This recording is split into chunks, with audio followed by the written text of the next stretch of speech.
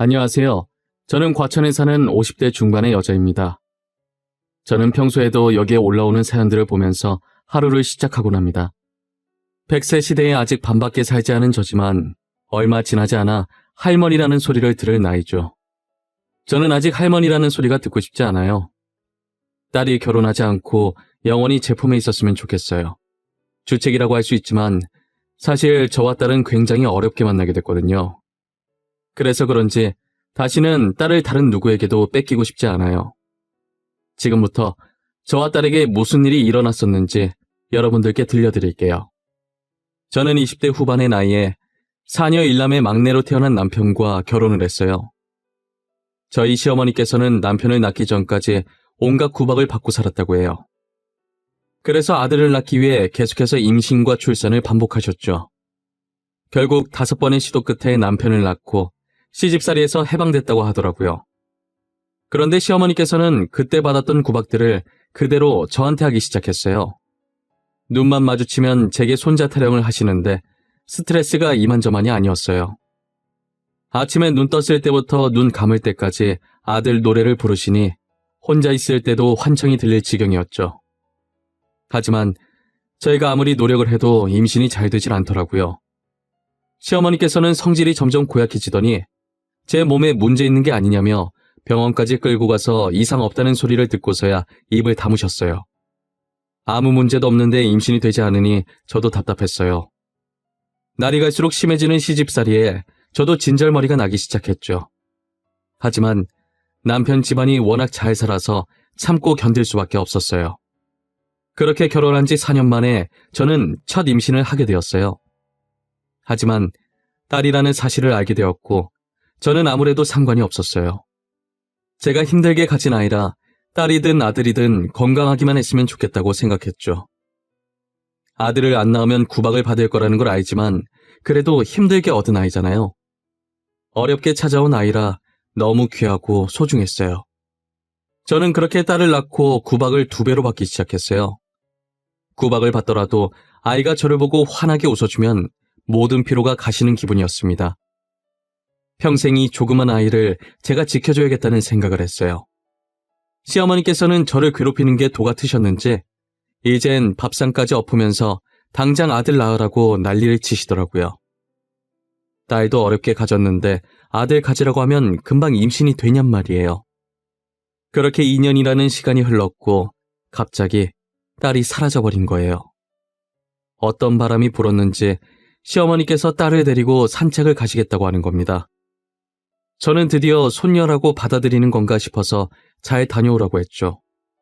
아직도 그때만 생각하면 시어머니와 딸을 그대로 보낸 제 자신이 너무 밉습니다. 분명 나갈 땐 둘이었는데 들어올 땐 시어머니 혼자시더라고요. 저는 너무 놀라서 시어머니께 딸은 어디 있냐고 큰 소리를 쳤어요. 시어머니께서는 잠깐 한눈 판 사이에 애가 없어졌다고 하는 겁니다. 그때의 시어머니 표정은 아직도 생생하게 기억하고 있어요.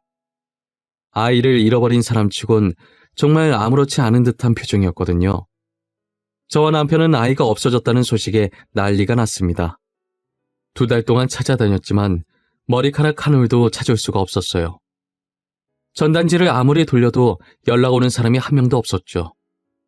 결국 저희는 경찰서에 가서 딸아이의 실종 신고를 하고 왔어요. 그리고 얼마 지나지 않아 저는 또 한 번 임신을 하게 되었어요.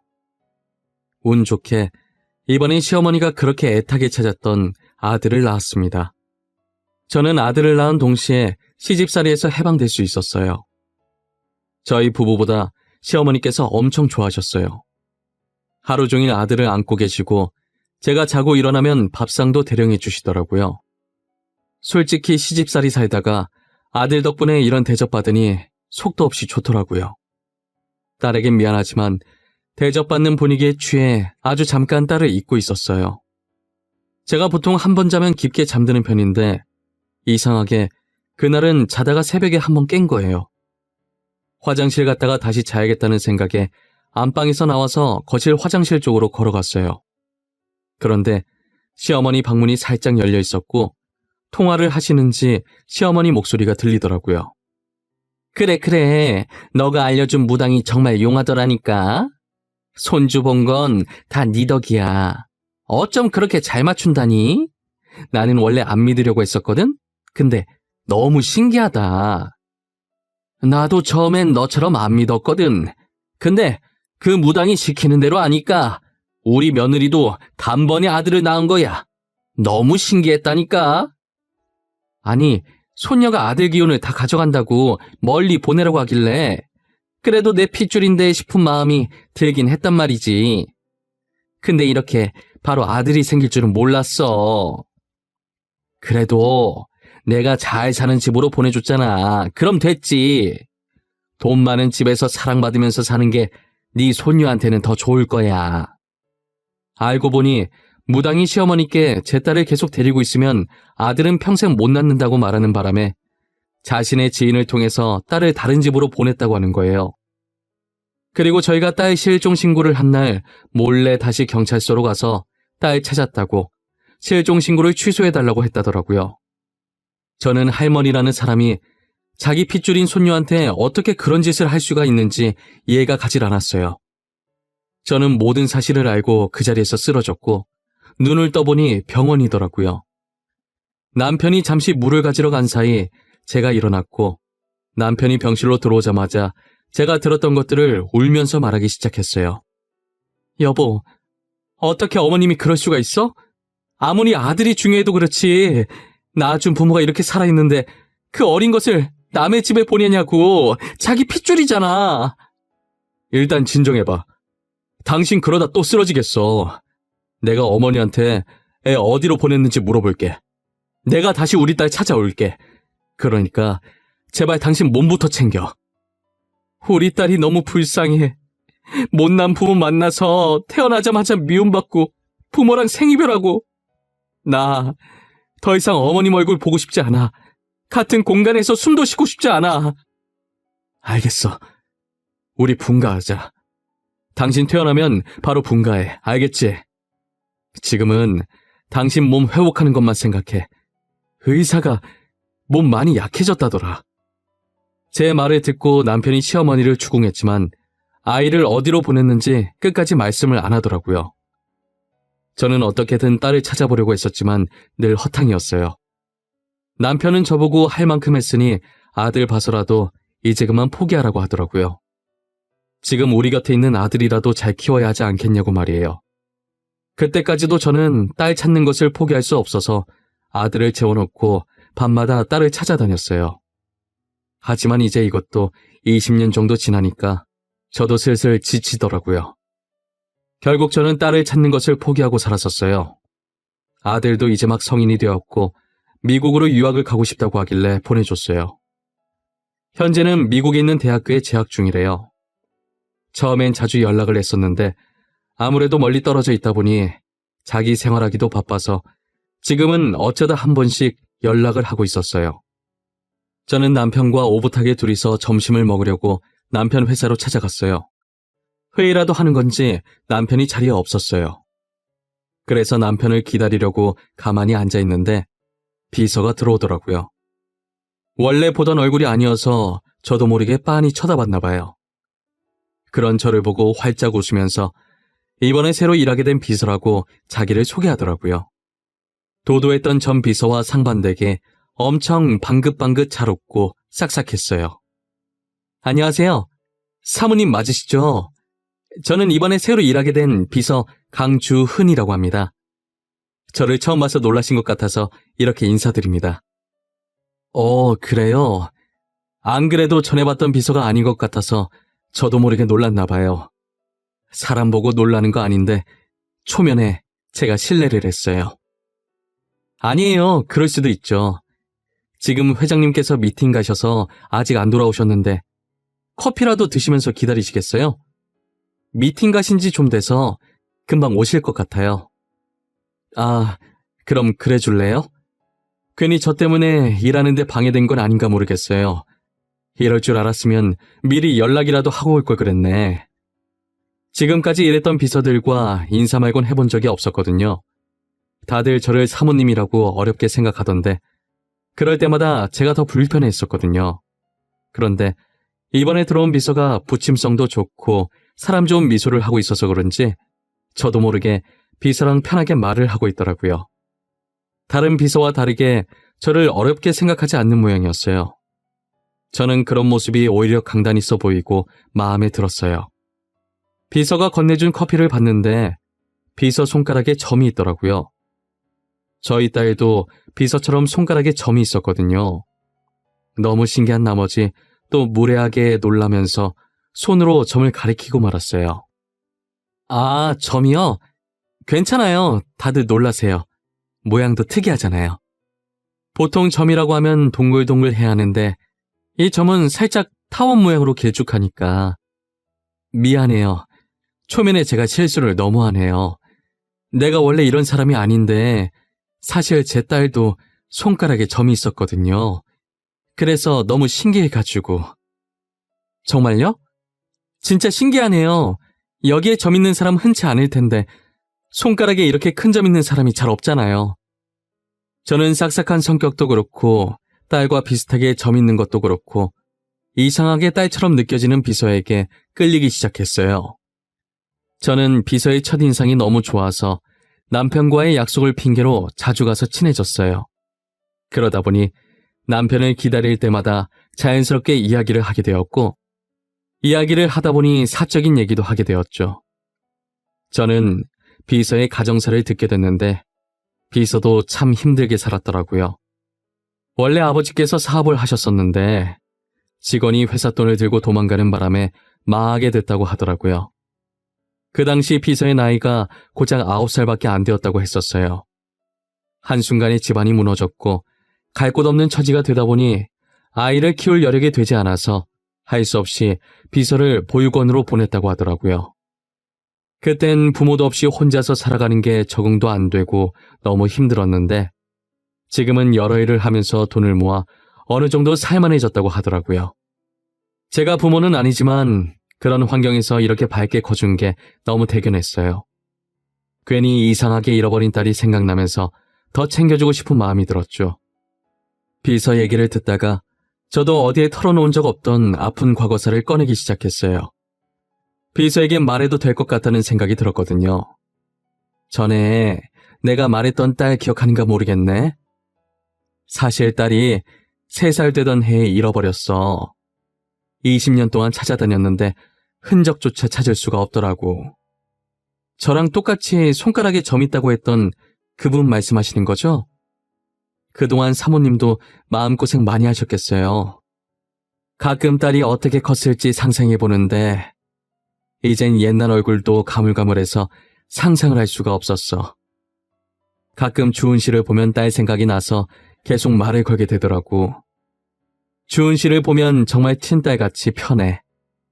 알고 보면 제가 친딸인 거 아니에요? 드라마 보면 그런 일 많잖아요. 제가 부모가 있긴 하지만 저도 모르는 출생의 비밀이 있을 수도 있고. 그냥 사모님 웃으시라고 한 소리예요. 주은 씨는 내가 안 불편한가 봐. 이렇게 농담도 잘하고 말이야. 이때까지 있었던 비서들이랑은 서먹서먹했었거든. 그래요? 전 사모님이 너무 편한데요. 사모님께는 엄마 같은 포근함이 있어요. 사모님과 있으면 뭔가 따뜻하고 부드러운 느낌이 들어요. 나한테 그런 느낌이 있나? 처음 알았네. 앞으로도 엄마라고 생각하고 편하게 대해줘. 괜히 사모님이라고 어색해하고 불편해하는 거 딱 질색이야. 그럼요. 사모님도 저를 딸이라고 생각하시고 편하게 대해주세요. 회장님도 그렇고 사모님도 그렇고 너무 좋으신 분 같으세요. 저희는 농담을 주고받으면서 앞으로 모녀지간처럼 잘 지내보자고 했어요. 그렇다고 생각 없이 아무 때나 찾아가서 말 걸고 하지 않았어요. 저랑 친하게 지낸다는 소문 돌면 비서에게 좋을 게 하나도 없으니까요. 어느 회사든 시기 질투하는 사람들이 늘 존재하잖아요. 혼자 알아서 일 척척 잘하고 있는데 괜히 피해주긴 싫었어요. 그리고 얼마 후 남편이 원래 신장이 안 좋았는데 나이가 들어서 그런지 상태가 더 안 좋아졌더라고요. 결국은 다른 사람에게 신장 인식을 받아야 하는 상황까지 왔어요. 하지만 저는 많이 늙었고 아들은 현재 당장 한국에 들어올 수 없는 상황이었어요.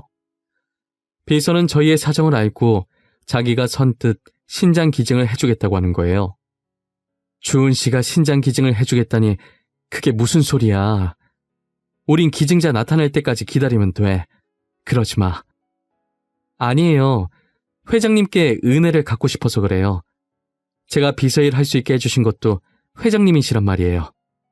아무리 그래도 그렇지 어떻게 그렇게 쉽게 자기 신장을 남한테 이식해준다고 해. 우린 괜찮아. 기증자 금방 나타날 거야. 기증할 생각 하지 마. 사모님, 전 아직 젊고 건강하잖아요. 수술해도 금방 회복할 수 있어요. 그리고 회장님이랑 저랑 혈액형이 똑같아서 가능할 거예요. 아니야. 이건 진짜 아닌 것 같아. 어차피 가족 아니면 수술 못하는 걸로 알고 있어. 그러니까 주은 씨, 이식해줄 생각이면 일찌감치 접어. 알겠지? 이식 수술이라는 거 쉽게 생각할 게 아니야. 사모님, 요즘 기술이 얼마나 좋아졌는데요. 이식해도 아무 문제 없을 거예요. 아마 가족이 아니라도 본인이 이식하고 싶다고 하면 해주실 거예요. 혹시 모르니 검사라도 받아볼래요? 저는 비서가 이렇게 고집이 센 사람이라는 걸 그때 처음 알았어요. 제가 아무리 겁을 주고 말려봐도 제 말은 들으려고 하질 않더라고요. 결국 비서는 신장을 기증할 수 있는지 필요한 검사들을 다 받았어요. 의사는 저희에게 정말 뜻밖의 결과를 말씀하시더라고요. 강주은 씨 검사 결과를 보니까 신장 상태가 아주 깨끗하고 좋아요. 그리고 환자분과 혈액형도 일치하고 가족관계 이미 확인이 되어서 기증을 하실 수 있겠네요. 잠시만요, 선생님. 가족관계라니요? 그게 무슨 말이에요? 저희 남편이랑 주은 씨가 왜 어떻게 가족이라는 거예요? 모르셨어요? 두 분 모녀지간 아니었어요? 어허, 유전자 결과 검사가 일치한다고 뜨는데 남편분과 강주은 씨는 부녀지간입니다. 알고 보니 저희가 지금까지 애타게 찾던 친딸이 비서였어요. 이렇게 저희랑 가까이 있었는데 그동안 몰라봤다니. 그리고 그걸 지금 남편 신장 이식하려고 검사하다가 알게 됐다는 게 너무 드라마 같았어요. 순간 제 인생이 누군가 각본을 짜고 저는 그 작가의 꼭두가시가 된 기분이라고 해야 할까요?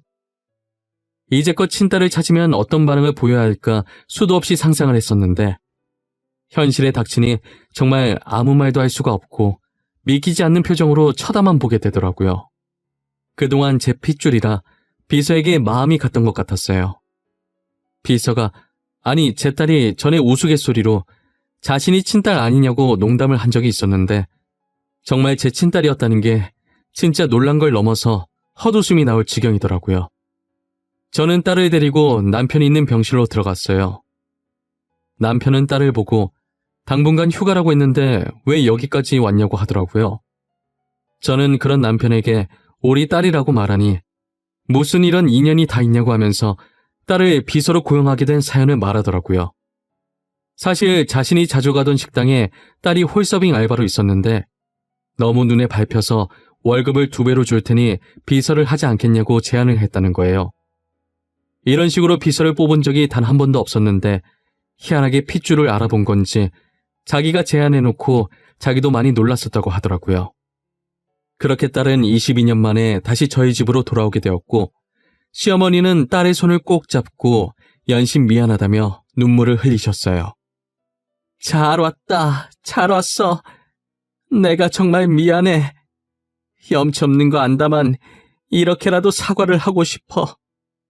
너를 데리고 간 집안이 망했다고는 들었는데 그래도 잘 커졌구나. 솔직히 처음에 얘기 듣고 할머니가 미웠거든요. 근데 지금은 괜찮아요. 그러니까 너무 미안해하지 마세요. 이렇게 착한 것을 내가 미쳤지, 미쳤어. 이 죗값을 나중에 어떻게 갚으려고 그 짓을. 그래도 이 할미가 죽기 전에 찾아서 이렇게 얼굴 볼 수 있어서 참 다행이구나. 시어머니는 딸을 찾은 지 1달 만에 세상을 떠났어요. 그동안 시어머니께서 티를 안 내서 몰랐는데 자기 핏줄인 손녀를 본인 손으로 직접 다른 곳에 보내고 마음이 편치만은 않았던 것 같아요. 손녀를 찾고 나서 편안한 마음으로 모든 짐을 내려놓고 떠나신 것 같아요. 저는 얼마 전에 남편 이식 수술을 끝내고 남편과 딸 병간호를 하면서 아주 잘 지내고 있습니다. 멀리 있는 아들에게도 누나를 찾은 소식을 전해주었어요. 미국은 아직 밤 늦은 시간일 텐데 제가 보낸 카톡을 보고서 바로 영상통화가 왔더라고요. 엄마, 드디어 누나 찾았어? 그동안 포기한 것 같더니 결국 찾았구나. 역시 우리 엄마 집념이 대단해. 결국 해내네. 이것이 엄마 놀리려고 전화했구만. 너도 누나 얼른 찾았으면 좋겠다고 했었잖아. 누나 아기 때 사진 보고 엉엉 하면서 나보다 더 울어놓고. 그때 내가 얼마나 당황했는지. 그 얘기 지금 왜 해? 그땐 내가 애기였으니까 그랬지. 그래서 누나는 어때? 괜찮아? 아빠한테 신장이식 해줬다며. 저놈 새끼. 아빠 걱정은 안 하고 누나 걱정만 하는 저 불효자 자식. 누나는 멀쩡하고 니네 아빠는 죽었다 이 녀석아. 역시 우리 아빠 아주 튼튼하구만. 목청이 살아있으셔. 그래서 누나는? 나 누나 보고 싶은데. 엄마, 이제 그만 카메라 돌려봐. 엄마 얼굴은 많이 봤잖아. 아들이라도 막내는 막내인 건지 애교도 많고 장난도 잘 쳐서 처음 보는 누나한테도 금방 누나 하면서 조잘조잘 말을 잘하더라고요. 그 모습을 보면서 이제 우리 가족이 다 모였구나라는 생각이 들면서 괜히 눈물이 찔끔 났습니다. 딸한테 들키는 바람에 아들이 그 소리 듣고 놀려서 나오려던 눈물이 쏙 들어갔지만요. 지금 너무 행복한 하루하루를 보내고 있어요. 힘들게 딸을 다시 만나게 된 만큼 이때까지 못해줬던 것들 다 해주면서 살려고요. 같이 여행도 가고 사고 싶다는 게 있으면 다 사줄 생각입니다. 그리고 이건 제 욕심이지만 딸이 늦게 결혼을 했으면 좋겠어요. 결혼 안 하고 평생 제 옆에 붙어 살면 더 좋겠고요. 하지만 좋은 짝을 만나면 제가 못 이기는 척 보내줘야겠죠. 앞으로는 딸이 늘 행복만 가득했으면 좋겠어요. 제 이야기는 여기서 마치도록 할게요. 긴 글 읽어주셔서 감사합니다. 여러분들도 늘 건강하시고 행복하세요.